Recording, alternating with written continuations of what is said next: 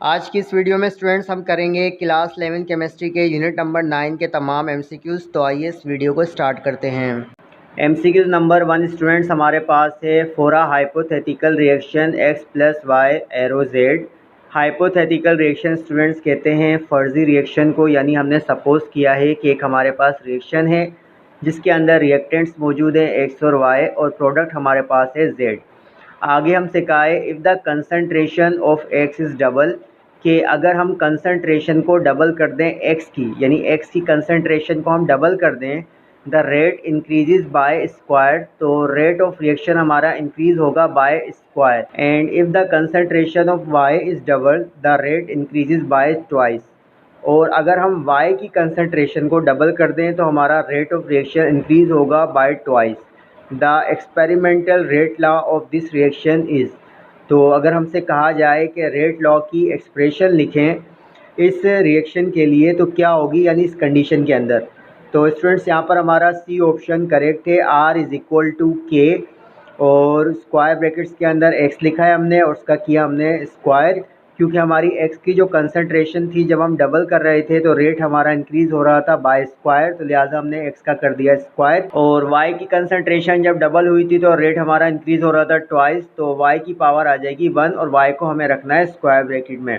अब स्टूडेंट्स ये कैसे आया वो मैं आपको समझा देता हूँ एग्जाम्पल से। तो स्टूडेंट्स हम एमसीक्यूज़ नंबर 1 को समझ लेते हैं एग्जाम्पल से। तो फॉर एग्जाम्पल स्टूडेंट्स के हमने 3 ऑब्जर्वेशन ली हैं। तो फर्स्ट कॉलम के अंदर इनिशियल कंसनट्रेशन हमारे पास x की मौजूद है बाय डिफ़ॉल्ट 0.100, सही है। और इनिशियल कंसनट्रेशन y की मौजूद है 0.0050 और इनिशियल रेट हमारे पास मौजूद है 1.25 मल्टीप्लाई बाय 10 की पावर -4। तो स्टूडेंट जैसा कि हमें कहा था कि अगर हम x की कंसनट्रेशन को डबल करेंगे तो रेट हमारा इंक्रीज़ होगा बाय स्क्वायर। तो स्टूडेंट्स आप यहाँ पर देख सकते हो कि बाय डिफ़ॉल्ट जो इनिशियल कंसनट्रेशन थी x की वो थी 0.100, लेकिन जब हमने इस कंसनट्रेशन को क्या किया, डबल किया, यानी 0.100 से हो गई कितनी, 0.200, सही है। तो हमारे पास उस वक्त जो रेट की वैल्यू है वो है 5.0 मल्टीप्लाई बाय 10 की पावर -4। और ये रेट की वैल्यू स्टूडेंट्स कहाँ से आई, क्योंकि हमसे कहा था कि रेट हमारा इंक्रीज़ हो रहा है बाय स्क्वायर और वो डिपेंड किस पे कर रहा है, जब हमने कंसनट्रेशन x की डबल की। तो स्टूडेंट x का स्क्वायर मतलब 2 का स्क्वायर, 2 का स्क्वायर होगा 4, तो 4 को जब आप मल्टीप्लाई कराओगे 1.25 मल्टीप्लाई बाय 10 की पावर -4 से, तो आपके पास वैल्यू आ जाएगी रेट की 5.0 मल्टीप्लाई बाय 10 की पावर -4। सेकंड कंडीशन में हमसे कहा था कि अगर हम y की कंसनट्रेशन को डबल करें, तो y की कंसनट्रेशन इस एक्सपेरिमेंट में कहाँ डबल हो रही है, जब 0.0500 से अगर हो गई कितनी, 0.010, तो उस वक्त हमारा जो रेट बढ़ रहा था बाय ट्वाइस। तो आप देख सकते हो स्टूडेंट्स यहाँ पर स्टूडेंट रेट ऑफ रिएक्शन बढ़ रहा है बाय ट्वाइस, यानी बाय डिफ़ॉल्ट हमारे पास था 1.25 मल्टीप्लाई बाय 10 की पावर -4। अगर आप इसको 2 से मल्टीप्लाई करोगे तो रेट आपका इंक्रीज़ होगा बाय ट्वाइस। तो इसको स्टूडेंट्स अगर हम एक्सप्रेशन की फॉर्म में लिखे तो हम कह सकते हैं rate is directly proportional to the square of the concentration of x, के रेट हमारा डायरेक्टली प्रोपोर्शनल है किसके, अगर हम x का स्क्वायर कर दें, यानी x की कंसनट्रेशन का स्क्वायर कर दें जैसा कि हमें गिवन था। और रेट हमारा डायरेक्टली प्रोपोर्शनल है कंसनट्रेशन किसके, y के भी। अब स्टूडेंट्स हमने यहाँ पर क्या किया है, इन दोनों एक्सप्रेशन को कंबाइन किया है। तो रेट को हमने सेम रखा, इक्वल की साइन लगाई, जब प्रोपोर्शनलिटी की साइन हटाते हैं तो इक्वल की साइन आती है और कांस्टेंट आता है, और बाकी x का स्क्वायर और y को स्क्वायर ब्रैकेट में मैंने यहाँ पर रख दिया। तो स्टूडेंट्स आप देख सकते हो यहाँ पर करेक्ट ऑप्शन हमारा C है। R इज़ इक्वल टू के स्क्वायर ब्रैकेट में x का स्क्वायर और स्क्वायर ब्रैकेट में y और पावर 1। सेकेंड MCQ स्टूडेंट्स हमारे पास है the unit of rate constant k for the first order reaction is, के यूनिट क्या होगा रेट कांस्टेंट k का फर्स्ट ऑर्डर रिएक्शन के लिए। तो ए ऑप्शन हमारा करेक्ट है, S इन्वर्स होता है। कैसे होता है मैं आपको दिखा देता हूँ। तो स्टूडेंट्स आप यहाँ पर देख सकते हो फर्स्ट ऑर्डर रिएक्शन के अंदर जो यूनिट है k का रेट कांस्टेंट का वो क्या है, S इन्वर्स है। इसी तरह यहाँ पर बाकी दूसरे ऑर्डर के यूनिट्स भी लिखे हुए हैं k के, वो भी आप यहाँ से नोट कर सकते हो, आपकी बुक में गिवन है। लेकिन MCQ नंबर 2 में हमें k का यूनिट पूछा है फॉर फर्स्ट ऑर्डर रिएक्शन के लिए, तो यहाँ लिहाजा इसका यूनिट होगा S inverse. Third MCQ students हमारे पास है rate constant of a reaction is affected by, के रेट कांस्टेंट किसके ज़रिए अफेक्ट होता है। तो रेट कांस्टेंट स्टूडेंट्स अफेक्टेड होता है अगर हम टेम्परेचर को चेंज करें, तो लिहाजा सी ऑप्शन हमारा यहाँ पर सही है, बाकी सारे रॉन्ग हैं।